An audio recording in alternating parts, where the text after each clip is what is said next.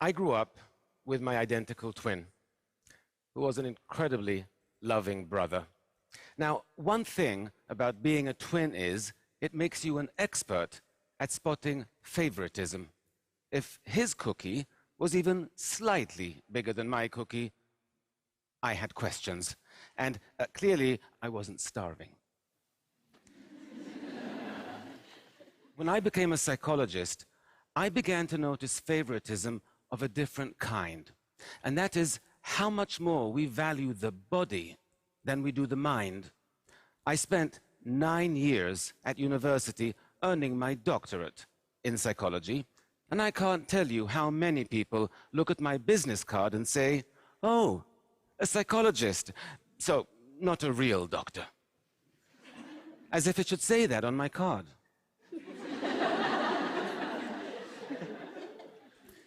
This favoritism we show the body over the mind. I see it everywhere. I recently was at a friend's house and their 5-year-old was getting ready for bed. He was standing on a stool by the sink brushing his teeth when he slipped and scratched his leg on the stool when he fell. He cried for a minute, but then he got back up, got back on the stool and reached out for a box of Band-Aids to put one on his cut. Now, this kid could barely tie his shoelaces, but he knew you have to cover a cut so it doesn't become infected, and you have to care for your teeth by brushing twice a day.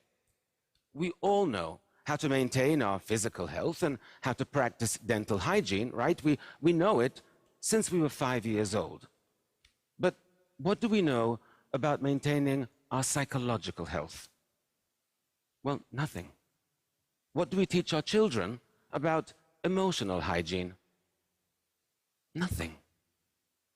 How is it we spend more time taking care of our teeth than we do our minds? Why is it our physical health is so much more important to us than our psychological health? You know, we sustain psychological injuries even more often than we do physical ones, injuries like failure or rejection or loneliness. And they can also get worse if we ignore them, and they can impact our lives in dramatic ways. And yet, even though there are scientifically proven techniques we could use to treat these kinds of psychological injuries, we don't. It doesn't even occur to us that we should. "Oh, you're feeling depressed. Just shake it off. It's all in your head." Can you imagine saying that to somebody with a broken leg? "Oh, just walk it off. It's all in your leg." It is time we close the gap between our physical and our psychological health. It's time we made them more equal, more like twins. Speaking of which, my brother is also a psychologist, so he's not a real doctor either. We didn't study together, though. In fact, the hardest thing I've ever done in my life is move across the Atlantic to New York City to get my doctorate in psychology. We were apart then for the first time in our lives, and the separation was brutal for both of us. But while he remained among family and friends, I was alone in a new country. We missed each other terribly, but international phone calls were really expensive then, and we could only afford to speak for 5 minutes a week. When our birthday rolled around, it was the first we wouldn't be spending together. We decided to splurge, and that week we would talk for 10 minutes. I spent the morning pacing around my room, waiting for him to call, and waiting, and waiting. But the phone didn't ring. Given the time difference, I assumed, okay, he's out with friends, he'll call later. There were no cell phones then. But he didn't. And I began to realize that after being away for over 10 months, he no longer missed me the way I missed him. Now, I knew he would call in the morning, but that night was one of the saddest and longest nights of my life. I woke up the next morning. I glanced down at the phone, and I realized I had kicked it off the hook when pacing the day before. I stumbled out of bed, I put the phone back on the receiver, and it rang a second later. And it was my brother. And boy, was he pissed. It was the saddest and longest night of his life as well.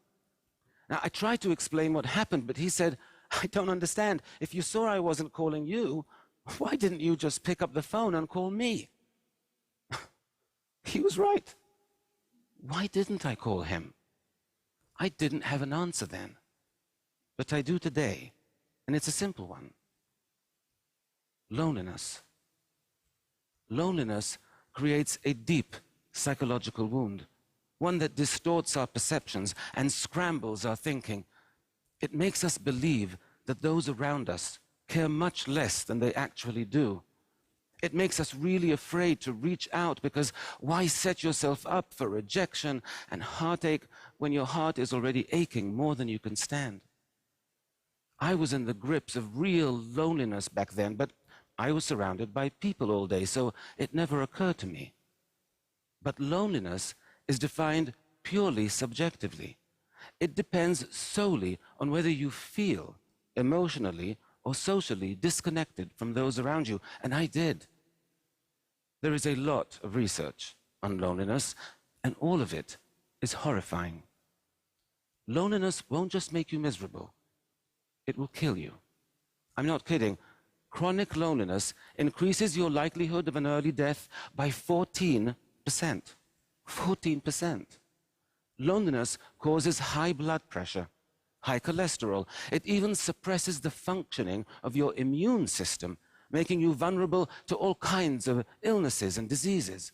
In fact, scientists have concluded that taken together, chronic loneliness poses as significant a risk for your long-term health and longevity as cigarette smoking. Now, cigarette packs come with warnings saying this could kill you, but loneliness doesn't. And that's why it's so important we prioritize our psychological health, that we practice emotional hygiene. Because you can't treat a psychological wound if you don't even know you're injured. Loneliness isn't the only psychological wound that distorts our perceptions and misleads us. Failure does that as well. I once visited a daycare center where I saw 3 toddlers play with identical plastic toys. You had to slide the red button and a cute doggy would pop out. One little girl tried pulling the purple button, then pushing it, and then she just sat back and looked at the box with her lower lip trembling. The little boy next to her watched this happen, then turned to his box and burst into tears without even touching it. Meanwhile, another little girl tried everything she could think of until she slid the red button, the cute doggy popped out, and she squealed with delight. So, 3 toddlers with identical plastic toys, but with very different reactions to failure. The first 2 toddlers were perfectly capable of sliding a red button. The only thing that prevented them from succeeding was their mind tricked them into believing they could not. Now, adults get tricked this way as well all the time. In fact, we all have a default set of feelings and beliefs that gets triggered whenever we encounter frustrations and setbacks. Are you aware of how your mind reacts to failure? You need to be. Because if your mind tries to convince you you're incapable of something and you believe it, then like those 2 toddlers, you'll begin to feel helpless and you'll stop trying too soon, or you won't even try at all. And then you'll be even more convinced you can't succeed. You see, that's why so many people function below their actual potential. Because somewhere along the way, sometimes a single failure convinced them that they couldn't succeed, and they believed it. Once we become convinced of something, it's very difficult to change our mind. I learned that lesson the hard way when I was a teenager with my brother. We were driving with friends down a dark road at night when a police car stopped us. There had been a robbery in the area and they were looking for suspects. The officer approached the car and he shined his flashlight on the driver, then on my brother in the front seat, and then on me, and his eyes opened wide and he said, "Where have I seen your face before?" And I said, "In the front seat." But that made no sense to him whatsoever, so now he thought I was on drugs. So he drags me out of the car, he searches me, he marches me over to the police car, and only when he verified I don't have a police record could I show him I had a twin in the front seat. But even as we were driving away, you could see by the look on his face, he was convinced that I was getting away with something. Our mind is hard to change once we become convinced. So it might be very natural to feel demoralized and defeated after you fail, but you cannot allow yourself to become convinced you can't succeed. You have to fight feelings of helplessness. You have to gain control over the situation. And you have to break this kind of negative cycle before it begins. Our minds and our feelings, they're not the trustworthy friends we thought they were. They're more like a really moody friend who can be totally supportive one minute and really unpleasant the next. I once worked with this woman who, after 20 years of marriage and an extremely ugly divorce, was finally ready for her first date. She had met this guy online, and he seemed nice, and he seemed successful, and most importantly, he seemed really into her. So she was very excited. She bought a new dress, and they met at an upscale New York City bar for a drink. 10 minutes into the date, the man stands up and says, "I'm not interested," and walks out. Rejection is extremely painful. The woman was so hurt she couldn't move. All she could do was call a friend. And here's what the friend said. "Well, what do you expect? You have big hips, you have nothing interesting to say. Why would a handsome, successful man like that ever go out with a loser like you?" Shocking, right, that a friend can be so cruel. But it would be much less shocking if I told you it wasn't the friend who said that. It's what the woman said to herself. And that's something we all do, especially after a rejection. We all start thinking of all our faults and all our shortcomings, what we wish we were, what we wish we weren't. We call ourselves names, maybe not as harshly, but we all do it. And it's interesting that we do, because our self-esteem is already hurting. Why would we want to go and damage it even further? Right? We wouldn't make a physical injury worse on purpose. You wouldn't get a cut on your arm and decide, "Oh, I know, I'm going to take a knife and see how much deeper I can make it."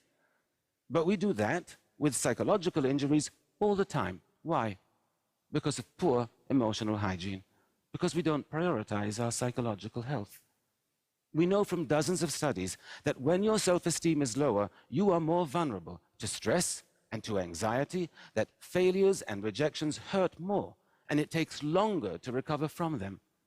So when you get rejected, the first thing you should be doing is to revive your self-esteem, not join Fight Club and beat it into a pulp. When you're in emotional pain, treat yourself with the same compassion you would expect from a truly good friend. We have to catch our unhealthy psychological habits and change them. And one of the unhealthiest and most common is called rumination. To ruminate means to chew over. It's when your boss yells at you, or your professor makes you feel stupid in class, or you have a big fight with a friend, and you just can't stop replaying the scene in your head for days, sometimes for weeks on end. Now, ruminating about upsetting events in this way can easily become a habit, and it's a very costly one. Because by spending so much time focused on upsetting and negative thoughts, you are actually putting yourself at significant risk for developing clinical depression, alcoholism, eating disorders, and even cardiovascular disease. The problem is, the urge to ruminate can feel really strong and really important, so it's a difficult habit to stop. I know this for a fact, because a little over a year ago, I developed the habit myself. You see, my twin brother was diagnosed with stage 3 non-Hodgkin's lymphoma. His cancer was extremely aggressive. He had visible tumors all over his body. And he had to start a harsh course of chemotherapy. And I couldn't stop thinking about what he was going through. I couldn't stop thinking about how much he was suffering. Even though he never complained, not once. He had this incredibly positive attitude. His psychological health was amazing. I was physically healthy. But psychologically, I was a mess. But I knew what to do. Studies tell us that even a 2-minute distraction is sufficient to break the urge to ruminate in that moment. And so each time I had a worrying, upsetting, negative thought, I forced myself to concentrate on something else until the urge passed. And within 1 week, my whole outlook changed and became more positive and more hopeful. 9 weeks after he started chemotherapy, my brother had a CAT scan, and I was by his side when he got the results. All the tumors were gone. He still had 3 more rounds of chemotherapy to go, but we knew he would recover. This picture was taken 2 weeks ago. By taking action when you're lonely, by changing your responses to failure, by protecting your self-esteem, by battling negative thinking, you won't just heal your psychological wounds. You will build emotional resilience. You will thrive. You know, 100 years ago, people began practicing personal hygiene, and life expectancy rates rose by over 50% in just a matter of decades. I believe our quality of life could rise just as dramatically if we all began practicing emotional hygiene. Can you imagine what the world would be like if everyone were psychologically healthier? If there were less loneliness and less depression? If people knew how to overcome failure? If they felt better about themselves and more empowered? If they were happier and more fulfilled? I can, because that's the world I want to live in. And that's the world my brother wants to live in as well. And if you just become informed and change a few simple habits, well, that's the world we can all live in. Thank you very much.